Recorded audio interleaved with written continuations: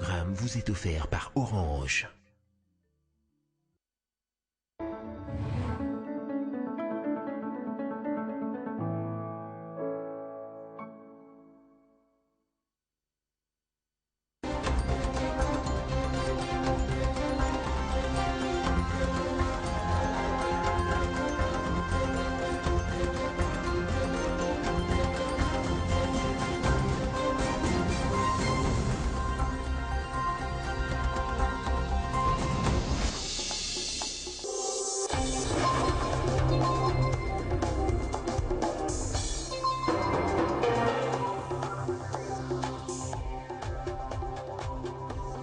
Au sommaire de ce journal, 6e session ordinaire des chefs d'État et de gouvernement de la CIRGL.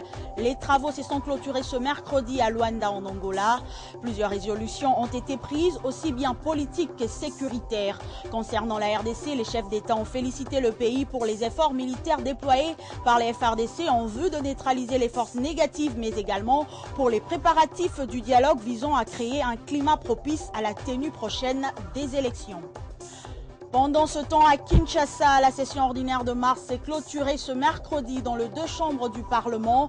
Au cours de cette session, plusieurs textes de loi ont été votés, notamment dans le domaine sanitaire, sécuritaire et économique. Hausse du prix de l'Internet en RDC. L'Union nationale de la presse du Congo monte au créneau. Elle a décidé de décréter une journée sans presse sur toute l'étendue du territoire national le lundi 20 juin pour protester contre cette hausse inexplicable. Nous en parlons dans ce journal avec Kassonga Chilunde, président national de l'UNPC. Nouvelle session d'information sur Télé 50. Bienvenue à tous. Je l'annonçais au sommaire, la 6e session ordinaire des chefs d'État et de gouvernement de la CIRGL s'est clôturée ce mercredi dans la capitale angolaise. Au terme des travaux, les chefs d'État ont pris un certain nombre de recommandations liées notamment aux questions institutionnelles, aux mécanismes conjoints de vérification élargis, à la situation politique en RDC, au Burundi, en République centrafricaine, dans les deux Soudans et sans oublier la question liée au terrorisme. Suivez. 16 points au total ont été retenus comme résolution à l'issue des travaux des chefs d'État et de gouvernement en vue d'analyser la situation politique et sécuritaire dans la région. Les questions institutionnelles de la CIRGL, le mécanisme conjoint de vérification élargi, l'accord cadre sur la paix, la sécurité et la coopération, les terrorismes, la situation politique en République démocratique du Congo, au Burundi, en RCA, dans le Soudan et bien d'autres.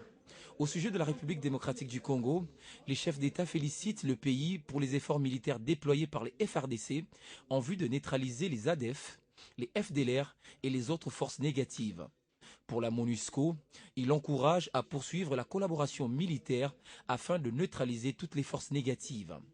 Au sujet de l'accord signé entre les chefs d'État de la RDC, de l'Ouganda, de la République du Kenya, de la Tanzanie, il salue et s'engage à soutenir l'initiative afin de mettre en place un mécanisme de suivi conjoint chargé de contrer la menace croissante du groupe terroriste radical ADF NALU. Les chefs d'État saluent également la signature du nouvel accord technique entre la RDC et la MONUSCO et encouragent la poursuite des opérations militaires conjointes contre toutes les forces négatives dans l'est de la RDC. Satisfait également au sujet du rapport de la mission de garant de l'accord cadre sur la paix, la sécurité et la coopération pour la RDC et la région. S'agissant de la mise en œuvre de la déclaration de Nairobi, il recommande la poursuite de contacts soutenus avec la République démocratique du Congo et les ex-combattants M23 en vue de mettre en œuvre les décisions convenues de commun accord à Kinshasa le 27 mai 2006.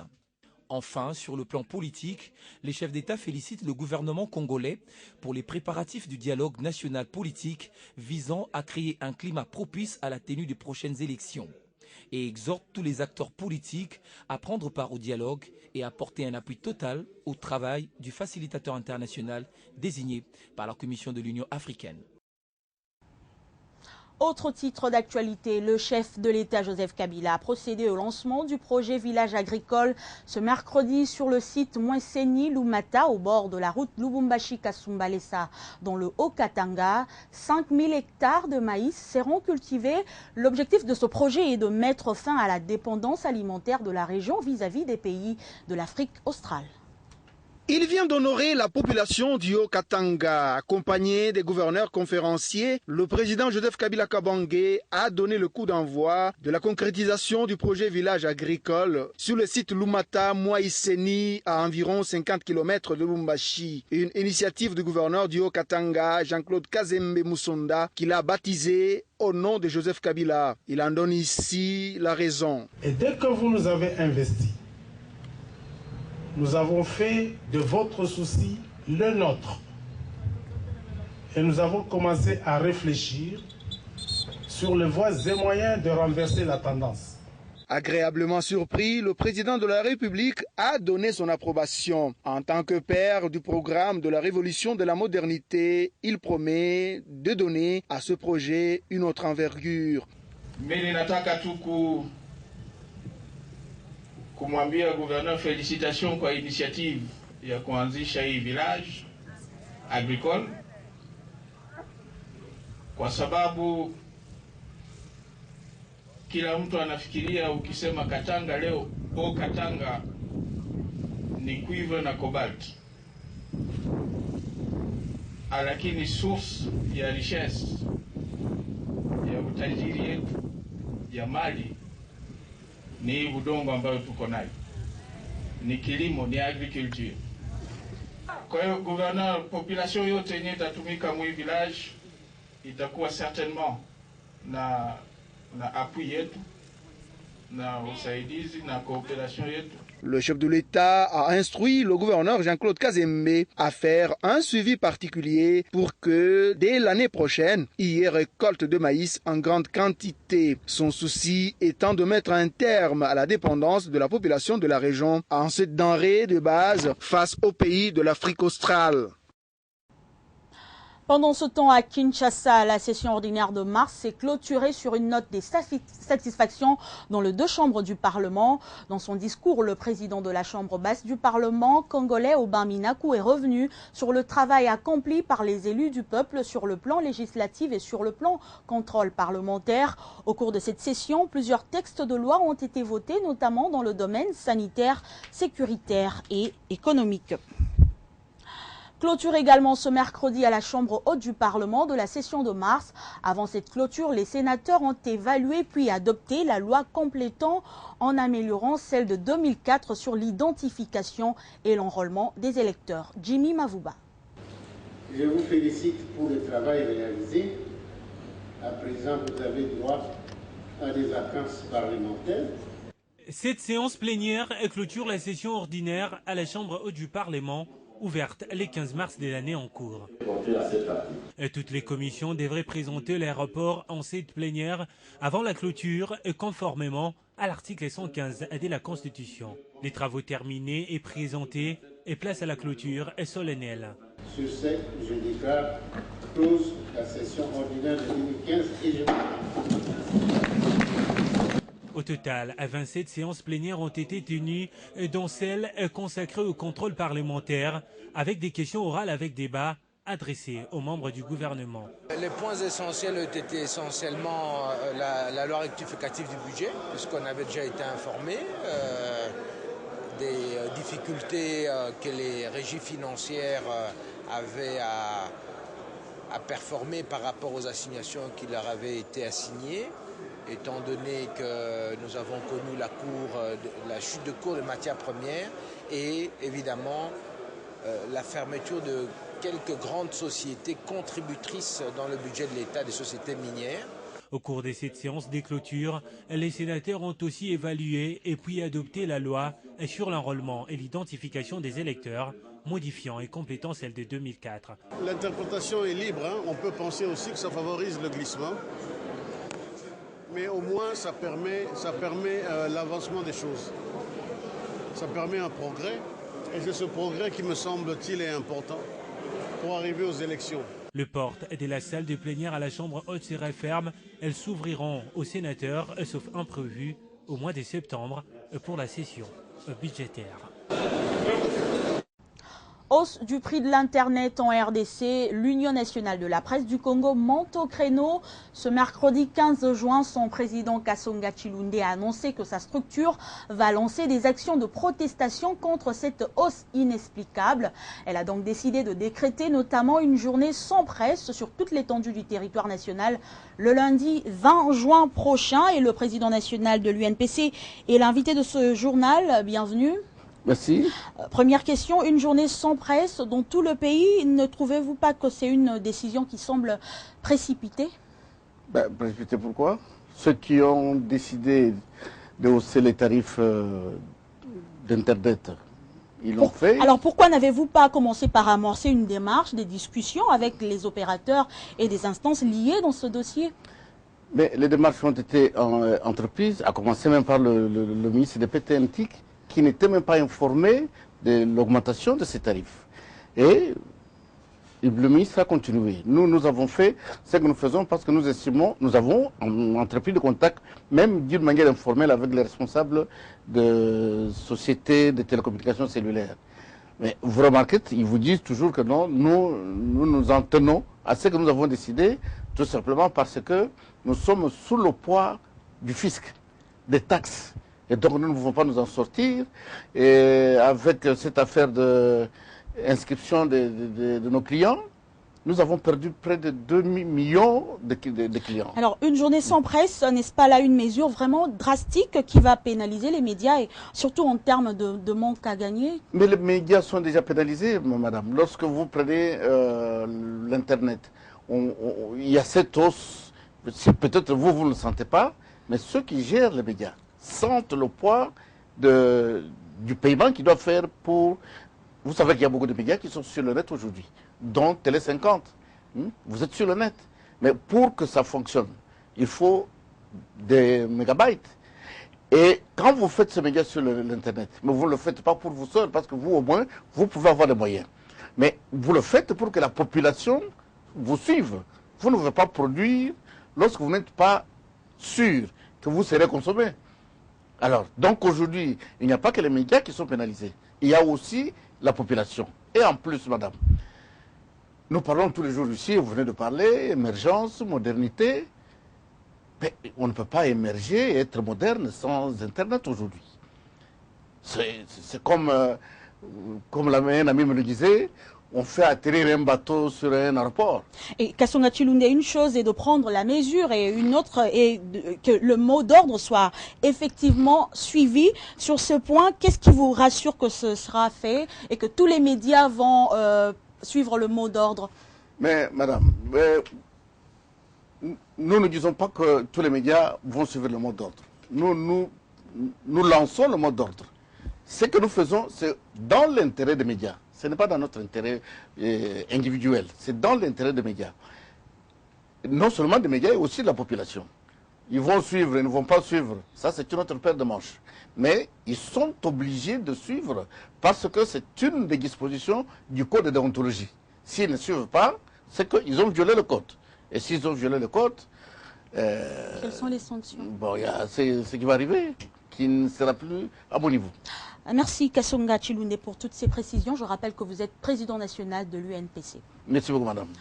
Autre chose à présent, le ministre des Hydrocarbures, Emengoy Mukena, revient d'une mission des États-Unis. La mission consistait à la signature d'un protocole d'accord entre la RDC et la firme britannique Authentix sur le marquage moléculaire des produits pétroliers. Les détails dans cet élément.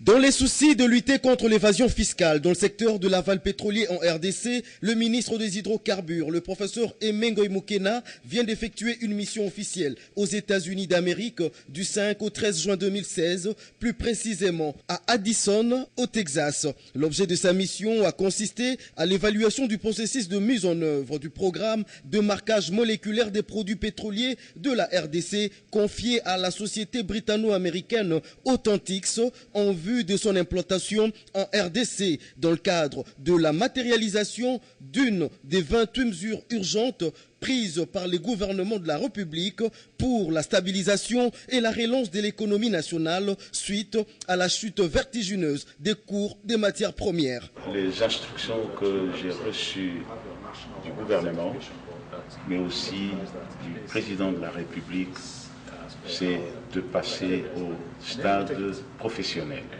Nous ne voulons plus des commissionnaires, nous ne voulons plus des gens qui étudient le marché, leur marché sur le terrain. Je suis venu moi-même voir quelle est la qualité technique et technologique de la maison qui a signé le contrat avec nous. Ils sont en train de me convaincre qu'ils ont une capacité internationale, si pas l'unique, et qu'ils possèdent en cette matière un monopole exclusif.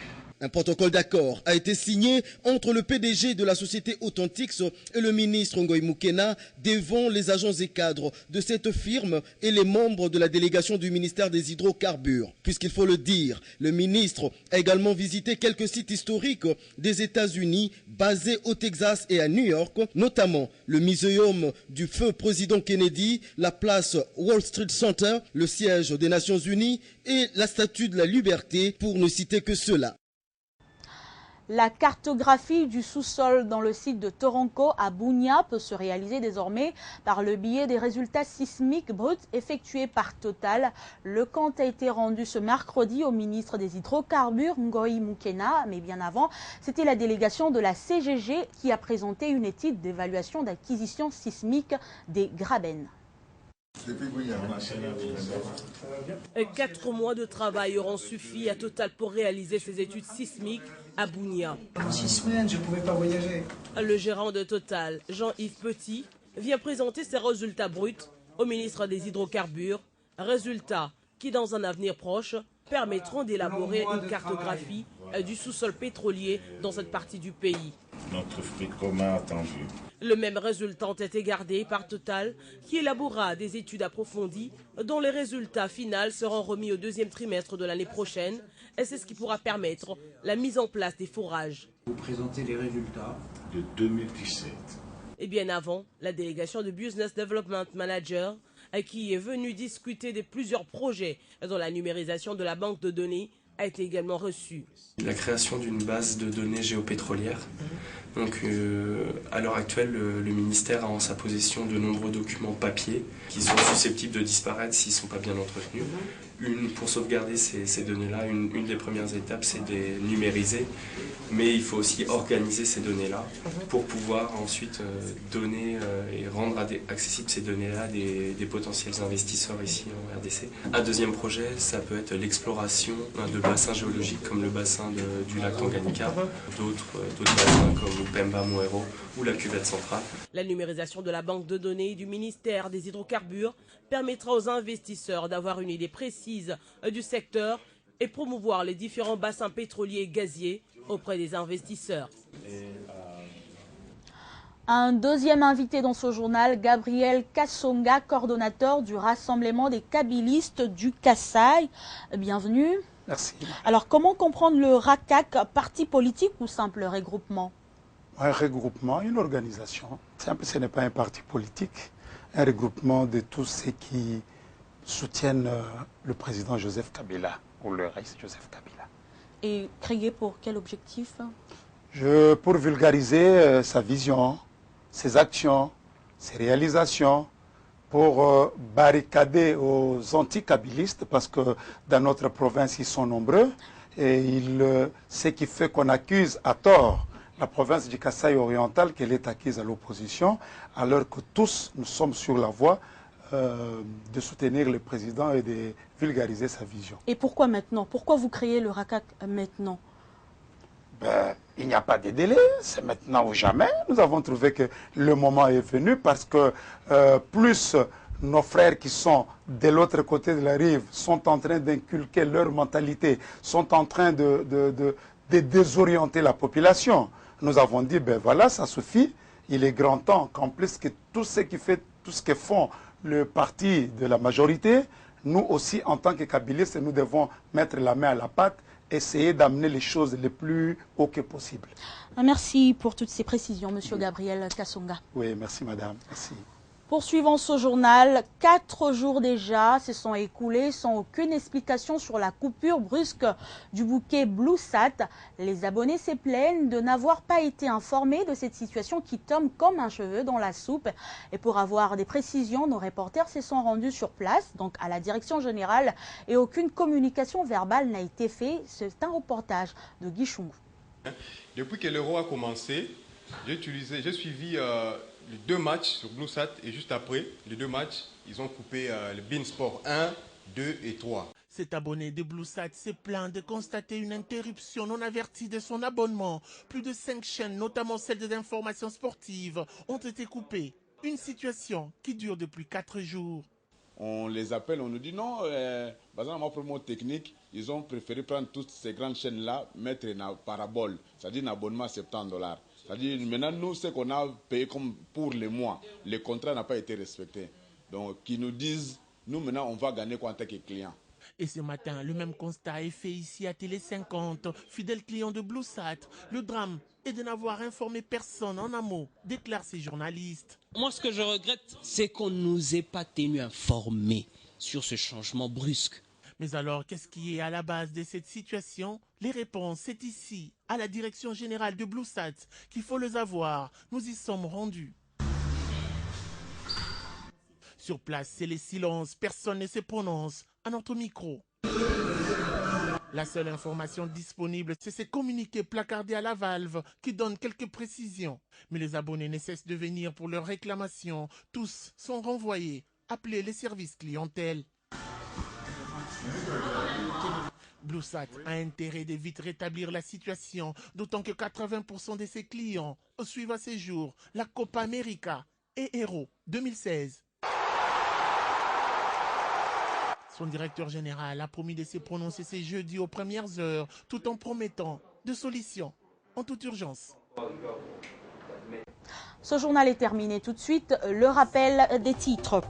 6e session ordinaire des chefs d'État et de gouvernement de la CIRGL. Les travaux se sont clôturés ce mercredi à Luanda, en Angola. Plusieurs résolutions ont été prises, aussi bien politiques que sécuritaires. Et concernant la RDC, les chefs d'État ont félicité le pays pour les efforts militaires déployés par les FARDC en vue de neutraliser les forces négatives, mais également pour les préparatifs du dialogue visant à créer un climat propice à la tenue prochaine des élections. Autre titre d'actualité, la session ordinaire de mars s'est clôturée ce mercredi dans les 2 chambres du Parlement. Au cours de cette session, plusieurs textes de loi ont été votés, notamment dans le domaine sanitaire, sécuritaire et économique. Hausse du prix de l'Internet en RDC, l'Union nationale de la presse du Congo monte au créneau.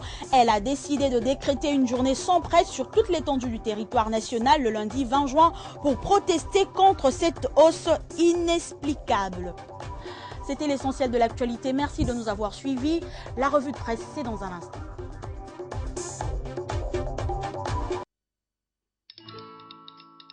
Dans la vie, nous avons tous des rêves,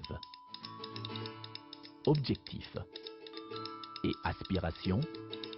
Vos projets d'avenir ainsi que ceux qui vous sont chers dépendent des choix que vous effectuez aujourd'hui. C'est pourquoi la Raobank a créé Renaissance, le nouveau compte d'épargne qui vous propose un meilleur taux rémunérateur à court et à moyen terme.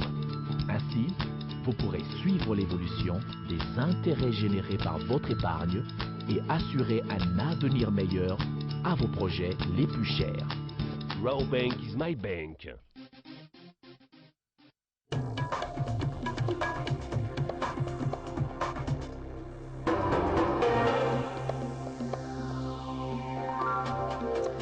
L'autre rendez-vous de l'actualité, c'est la revue de presse dans une sélection et présentation signée Arlette Boutella. Bienvenue. Merci, grâce à l'amour. On commence avec ce titre, Edem Kodjo attendu à Bruxelles. Eh bien, d'après la tempête de tropique, Edem Kodjo a indiqué qu'il se rendait à Bruxelles pour rencontrer le comité de sages issus du conclave de l'opposition pour parler le même langage sur certains nombres de points soulevés par les participants à la réunion de Genval. Edem Kodjo a également précisé qu'il est d'accord pour le panel exigé par l'UDPS. Cette fois, c'est peut-être la bonne, c'est le souhait de la prospérité. Edem Kodjo pourrait rentrer de Bruxelles avec une liste de 12 délégués de l'opposition au comité préparatoire pour le journal. L'espoir est permis de lors qu'il s'y rend quelques jours seulement après le conclave de Genval où les opposants ont fait de la résolution 2277 du Conseil de sécurité de l'ONU le dénominateur commun de leur participation au dialogue.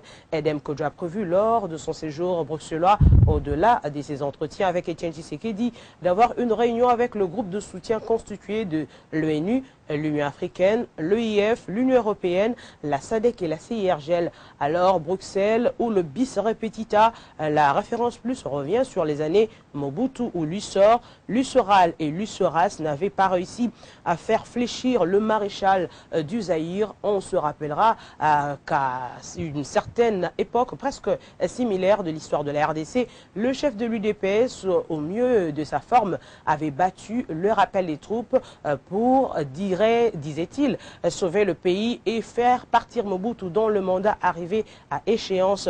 Pour la référence plus, Genval risque de ne rien changer du tout, même si Tshisekedi rappelle à lui tous les unionistes qu'il avait trahis et qui sont prêts à le trahir encore. Et pour Vital Kamerhe et Relais 7/7, se retrouver en juin en Belgique comme en 1959 lors des négociations pour l'indépendance, c'est aussi revenir 57 ans en arrière. Le combat doit se mener sur le terrain. Dans votre sélection également, Arlette Boutela, la parution du nouveau Grand Lac. Voilà, un numéro en 5, en premier, Grand Lac, qui revient dans son édito de la décision de la Cour constitutionnelle et titre fini. Les quiproquos, Sam Pengombe est revenu sur les quiproquos qu'il y a eu autour de l'article 70 de la Constitution. Cet article qui dit que le président de la République est élu au suffrage universel direct pour un mandat de 5 ans renouvelable une fois. À la fin de son mandat, le président de la République reste en fonction jusqu'à l'installation effective du nouveau président élu. Pour ce magazine international, pas besoin donc d'entretenir une polémique à ce sujet. Joseph Kabila restera en fonction jusqu'à l'installation effective de son successeur. Les arrêts de la Cour constitutionnelle ayant un caractère impersonnel, le bon sens commande que les acteurs politiques congolais entendent la voix de la sagesse, estime l'éditorialiste.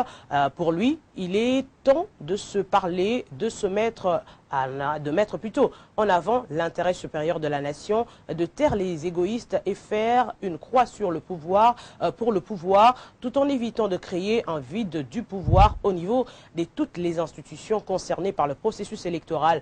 Dans ce 104e numéro de Grand Lac, il y a également le supplément avec Denis Sassou Nguesso investi en toute démocratie par la Cour constitutionnelle au grand complet avant de mettre un accent particulier au mois de mars dédié à la femme et bien également pour rebondir avec 2 bonus. Un avec le parti PPRD qui brille de 1000 feux avec cette année consacrée au travail et à l'organisation avec son secrétaire général Henri Movasakani pour conclure avec les obsèques de Papa Wemba, le roi de la rumba congolaise, le pape également de la SAP, des obsèques dignes de son rang lui rendu par le chef de l'État Joseph Kabila avec la décoration de grand officier de l'ordre des héros nationaux Kabila Lumumba. Bravo l'artiste. Voilà, c'était l'essentiel de votre revue de presse. Merci Arlette Boutela. Je vous en prie, grâce à l'impôt. C'est la fin de la revue de presse. Merci de votre attention soutenue. L'info est en continu au www.tele50.com.